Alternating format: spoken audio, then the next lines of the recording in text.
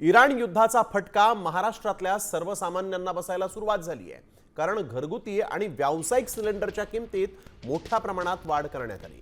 घरगुती गॅस सिलेंडरच्या दरामध्ये 60 रुपयांची तर व्यावसायिक सिलेंडरच्या दरामध्ये 115 रुपयांची दरवाढ करण्यात आली आहे। एप्रिल 2025 नंतर पहिल्यांदाच गॅसच्या किमतींमध्ये इतकी मोठी वाढ झाली आहे।